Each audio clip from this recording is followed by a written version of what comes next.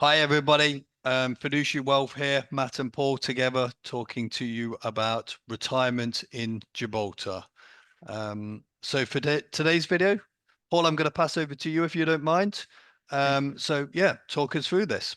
Thank you, Matt. Hello, everyone. Yes, firstly, I would like to say that we've seen a massive surge in the number of applications from UK nationals moving to Gibraltar from the UK who qualify for residency by virtue of being in receipt of a UK state pension. To qualify for residency on these grounds, as you know, Matt, you need to transfer your UK medical rights from the National Health Service, the NHS, to the GHA, to the Gibraltar Health Authority. This option is the only option which is available to UK nationals under Gibraltar's Immigration, Asylum and Refugee Act. All other pathways for UK nationals under this act are no different to EU nationals. But this is becoming an issue. There's a growing number of individuals with low incomes or non-taxable income sources that are not contributing to the local economy, and in some cases they're coming over at quite an advanced age and using up hospital beds, which local taxpayers who have contributed to the system over their entire lifetime cannot now access. There's been murmurings from the Gibraltar government and from senior executives, civil servants, that this is causing unease and attracting some government attention. And I think that's quite normal, I would say, Matt, because, Gibraltar is a very small economy. There's a limit to how many new entrants it can absorb. And when the new entrants are qualifying by virtue of being in receipt of a UK state pension without significant assets, without paying much by way of taxation, but at the same time having full benefit to all the infrastructure and public amenities, particularly, the hospital, which, you know, in the last 2 or 3 years has made massive improvements. I mean, there's hardly any queuing time for different surgeries. The service is exceptional, great value for money. But when it gets overrun by so many different, I would say by a bigger population, it places more demands and more strains on the system, and it has to be funded, yeah, by taxpayers. And there's a limit to what they can absorb. Um, so the issue is one that there's new entrants coming in at an advanced stage, going straight into taking up hospital beds that local taxpayers who've been here a lifetime have no access to. You know, are they going to do something about it? We don't know. But Matt, as you know full well, we've spoken to some senior civil servants that have already indicated that that's becoming a red flag.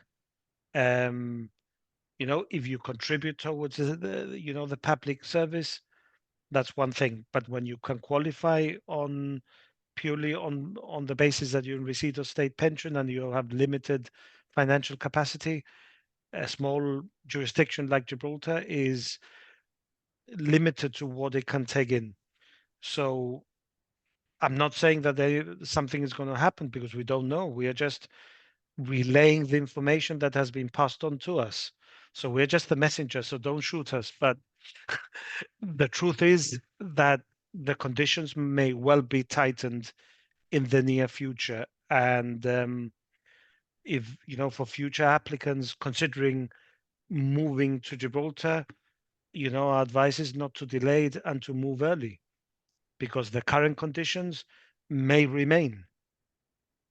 But equally, given the murmurings and given the noises that civil servants are making, clearly this is something that is now starting to draw attention, and something that is not possibly sustainable.